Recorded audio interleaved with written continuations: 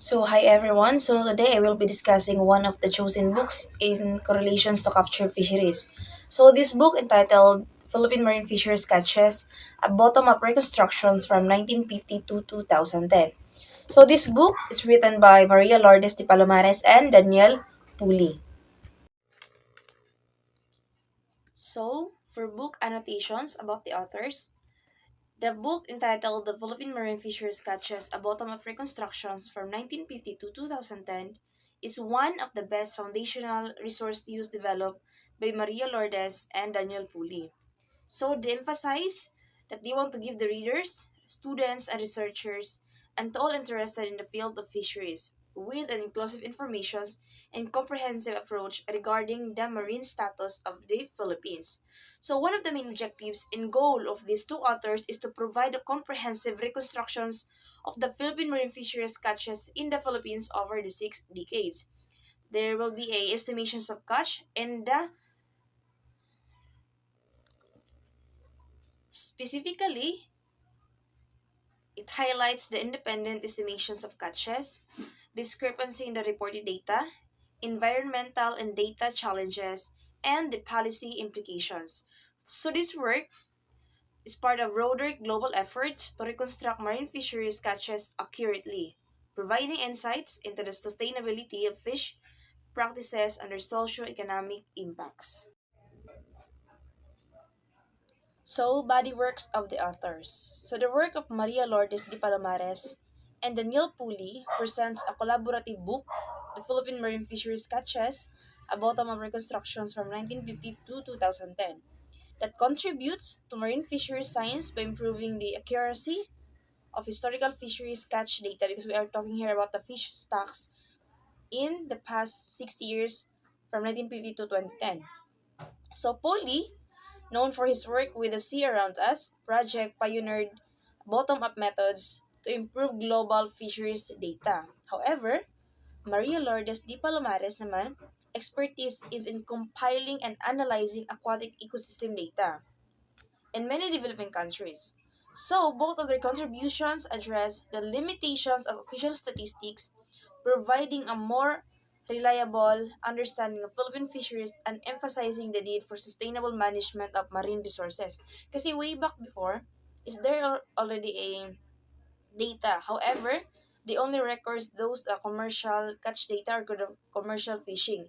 It is because also the marine fisheries catches in the municipal waters, they are not totally recorded in official statistics. One of the main reason is they want to enhance, to reconstruct, or to reveal the fish stocks in order to know what are the specific conservations and preservations and to identify, determine the fish stocks here in the Philippines. Publication, printing, locations, and pages. This book was published in 2014 by the Fisher Center at the University of British Columbia, located at 2202 Main Mall, Vancouver, BC, Canada, and it contains 177 pages. In line with this, all information is provided insights, detailed, informative, and comprehensive approach. Also, it covers the various regions by subzone, different subject species, and different terminology for use in the Philippine capture fisheries. Obviously, since it talks about a by subzone, we can identify which certain areas of the Philippines has a declining fish stocks and increasing fish stocks as well. In order for that, until we can identify that one, we can take actions on what are the specific strategies or methods to enhance, to recover, to reconstruct, and to give emphasis regarding on the conservations, preservations, and what actions do we need to do to mitigate those existing issues in the certain areas. What are the author's viewpoint and purpose?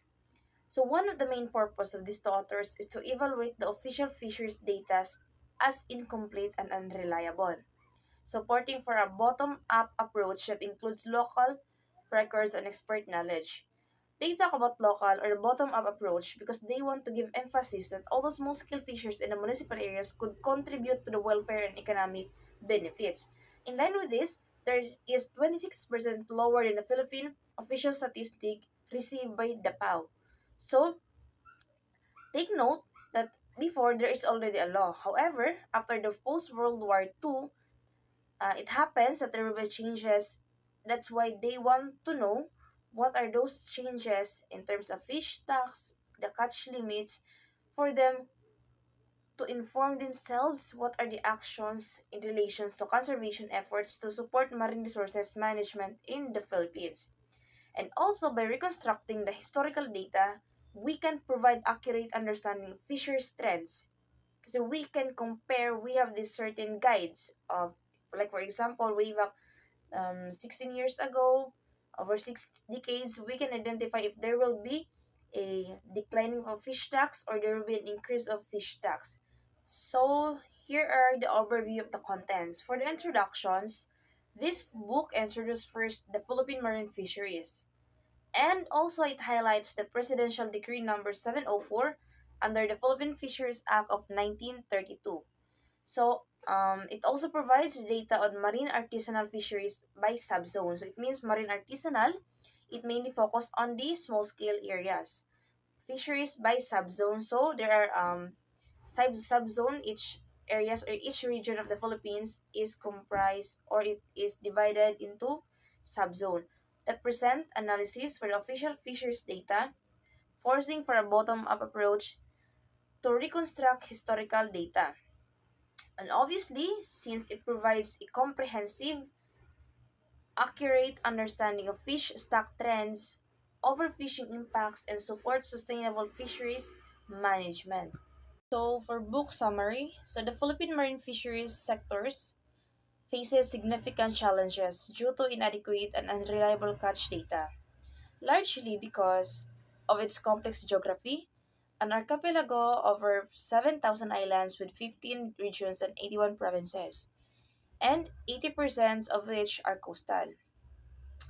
So, based on the official statistics, often underreport actual catches, particularly from small scales and subsistence fisheries, making it difficult to assess the true status of fish stocks.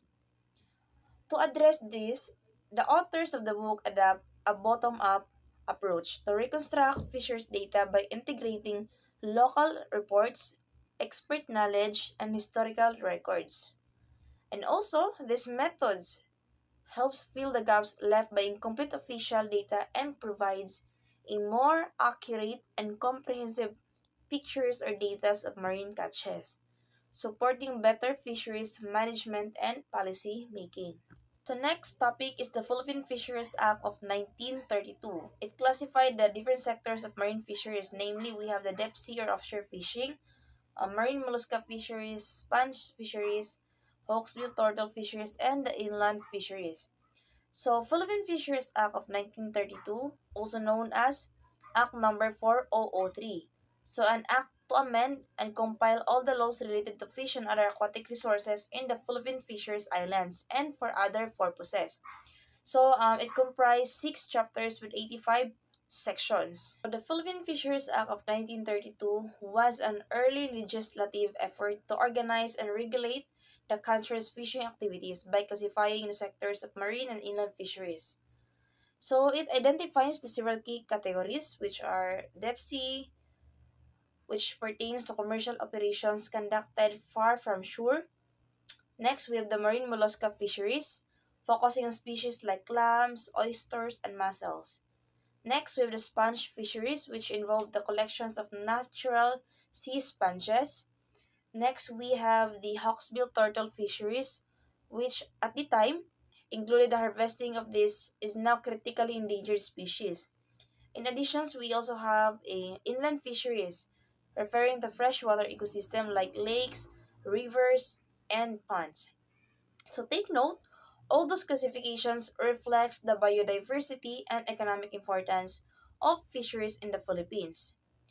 Through modern conservation standards have since led to stricter protections, especially for vulnerable species like the hawksbill turtle. Kasi way back before, until now, I think most of these species is endangered, rare, and extinct due to rapid overfishing and other forms of unsustainable resource use like illegal fishing, overfishing, and other forms of illegal way to catch fish and other aquatic resources. So now, the LGUs and BFAR, there will be a collaborative engagement and collaborations of which they provide strict implementations of the laws under the RA 8550 that was amended by 1065 and other forms of laws related to conservations and preservations of the marine resources. So way back to 2014 by Reconstructions is they want to emphasize that those certain species of fisheries um, resources becomes decline due to uncontrolled actions um, done by different individuals. So now they want to emphasize the conservations take action so that we can achieve the sustainability. Next, we have the Presidential Decree number 704 of July 14, 1975. So also known as the Fisheries Decree of 1975. It is redefined and structures the management of fisheries in the Philippines by introducing key classifications and jurisdictional boundaries. It distinguished between the commercial fisheries, which involve fishing operations using vessels over 3 gross tons and intended for large scales, profit-driving exploitations of marine resources, and municipal fisheries naman, which refer for small-scale fishing using vessels of 3 gross tons or less, or none at all, typically operated by local fishers. And the decree also introduced the concept of municipal marine waters, defining them as marine areas extending up to 7 kilometers, later expanded to 15 kilometers under later laws. These legal frameworks, or this is from the shorelines, or within which municipal fisheries are given preferential access. So, in municipal fisheries, it includes there the artisanal fisheries, or which it uses the traditional methods. Way back in our areas, there are a lot of artisanal fisheries. And this legal framework aimed to promote sustainable fishing that prioritize local livelihoods and establish clear governance over the coastal and offshore fishing zones. Next is the marine artisanal fisheries in subzone A. So in Northern Luzon, we have categorized it Region 1, 2, and 3. So particularly in Lingayen Gulf and South China Sea, plays a important role in the region's economy by providing livelihoods, food security, and significant contributions to total fish landings. However, these areas benefits from higher productivity due to unique oceanographic conditions such as upwelling and seasonal currents that support rich biodiversity. However, the sector faces growing stress for overexploitations, illegal fishings, and declining catch per unit of effort, especially for species like yellowfin tuna and other aquatic species. So, this shift toward maricultures and increased reliance on small pelagic fish have further strained wild fish stocks at marine ecosystems. So, these challenges is more detailed in this concept of book, which is the Philippine Marine Fisheries Catches, a bottom-up reconstructions, of which it emphasizes and highlights the underreportings of artisanal catches in official data and the need for accurate community-based fisheries assessments to support sustainable management. In line in the is the subzone B in the Philippines. So it includes sandy, silt, and mud substrates, coral reefs, and deeper waters. So obviously, it is important to the livelihoods of coastal communities and the country's fisheries as well. Despite the ongoing importance of the regions like Calabarzons, Mimaropa, and Bicol, artisanal fishing in these areas are faces significant challenges, including declining fish stocks due to overfishings, especially in places like Manila Bay and San Miguel Bay. And also until now, these areas like Manila Bay and San Miguel Bay is still a challenging areas here in the Philippines. But to ensure long-term viability of these fisheries, sustainable management practices, better enforcement of regulations, and the protections of critical nursery grounds are essential. So based on the given data, the two authors emphasize that these certain areas needs more improvement due to rapid overfishings and other forms of illegal catching or use of sustainable resources. Now let us proceed to marine artisanal and subsistence fisheries of the Philippines subzone C, which is the Visayas that comprise of two regions which are the Region 6 and Region 8. So the artisanal fisheries in the Visayan region have faced overexploitations, marked by a steady decline in catch per fishers from 1950 to 2010. So obviously until now there is no data that the fish stocks here in the Philippines increases. So obviously actions like illegal fishing, habitat destructions, and even socioeconomic contributes to the continuous fish stocks declines. Um, Due to increasing number of fishers and gear modifications, there is an increase of fish stocks. So the Philippine government address these issues in more comprehensive. There are a lot of programs or an approach is needed. But way back before during the typhoon of Yolanda, it discouraged situations, of which there are a lot of unwanted and unintentional activities happen that need to reconstruct or need to develop and improve due to lot of resources damage. So it emphasized also that we would like to give alternative livelihoods and sustainable practices, because if we only rely on the marine resources, we can't achieve the sustainability. Obviously until now there's a lot of bad doings and bad habits in just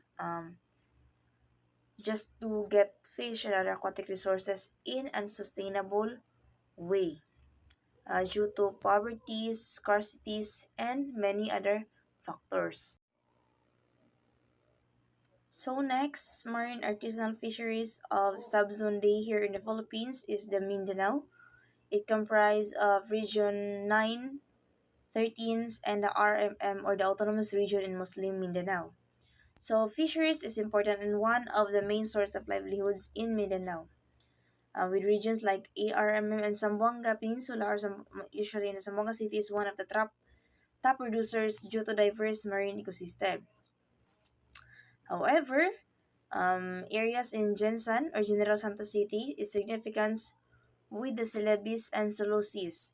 So Sulu or S Sulu is one of in connections to Zamboanga City as top producers of sardines. Yes, sardines. Um, there will be competitions between the industrial or the commercial and the municipal fishing that threaten fish stocks. So there will be a subsistence fishings and gleanings are widespread but contribute to resource depletions, emphasize the need for sustainable management to preserve marine resources. For the book evaluations, what did the authors promise in the beginning of the book, and did he or she manage to fulfill his or her promise? So, after reading all the books or the contents of this book regarding the fish tax or the catches in relations to marine fisheries, um, this provides impactful and comprehensive informations that can be used in especially for educational purposes, but also in identifying certain status in the coastal areas here in the Philippines. Um, Also, it promised that they will be provide a comprehensive and accurate account of the Philippine marine fisheries by reconstructing data that had been historically underreported or unreliable. So based on their works, we we come up on ideas that small-scale fishers also contributes to the developments, and also since small scale it also possess a negative impact due to abusive use of aquatic resources that can result to continuous decline of the fish stocks. Actually, I am satisfied with the presentations and with the contents provided by the authors. So, how does the book compare with other books with the same academic or intellectual discipline? So, I have a book entitled The Fishes and Database and Ecosystem with the same authors. And but the book The Philippine Marine Fisheries Catches is more advantage and highly recommended because it provides a specific content relating to historically driven. However, the fishes and database and ecosystem, it is a theory and more global. So since we want more detailed and historical analysis, it offers a valuable insight into how fisheries management can be improved. So in line with that, the findings can be directly used by policymakers, conservationers, and fisheries managers to create more sustainable fisheries and address overfishings and ecosystem degradations. Kasi, those policymakers want to emphasize what are the, like for example, in every subzone, the specific issues is the overfishings and other forms of issues. So in order for that to take actions, they will be evaluating the status, and by active collaborations of BFARS and other agency, they can identify what suitable actions they need to do. So, how do you rate the book in relation to other volumes written by the same authors? So, despite of the few lapses of the book, I still recommend this book to others to read, comprehend, and good source of educational resource used as this provide more detailed approach and organized informations. On the other hand, the other books that I have read provides valuable data, but it is globally and theory driven. Also, it is more complicated as it is not directly specified and includes some barriers informations to comprehend the information given. But still, both of it contribute my learnings wherein useful for managing fisheries resource to achieve sustainability. How will has the book achieved its goal? So the book successfully achieved its goal about Philippine marine fisheries. It will provide accurate, reliable, and more comprehensive approach than the usual data reported in the official statistics. So it fulfilled the gap and lapses of failures by representing many proofs as legal frameworks or basis for monitoring our Philippine marine fisheries states effectively in terms of fish stocks, overfishing, and ecosystem degradation. So I can recommend this book because it provides a more comprehensive approach because in every subzone, this specified which area is more abundant in fish stocks, which areas decline fish stocks, and providing also the proof by the local stakeholders, expert knowledge, of which they can directly use it as legal basis or legal frameworks for monitoring our Philippine marine fisheries status up until now. So what has the book left out? So I think I just want to clarify in the part of providing the data related to Film Fisheries Act of 1932. There are some chapters that I want to deep down my knowledge of which it is necessary for the readers, researchers, and students to saw it so that they could use it within their community if conflicts occur related to fisheries.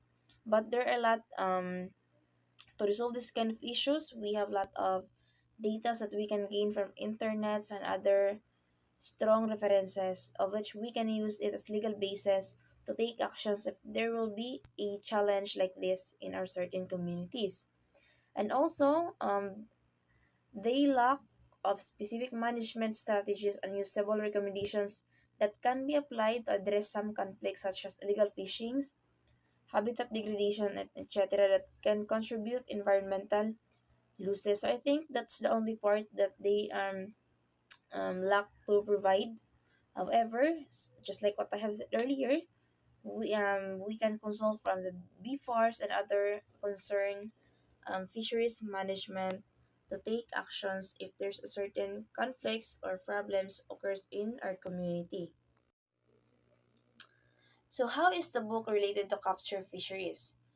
So directly, it provides an information of which various illegal activities using illegal gears or restricted gears that is highly prohibited by the government.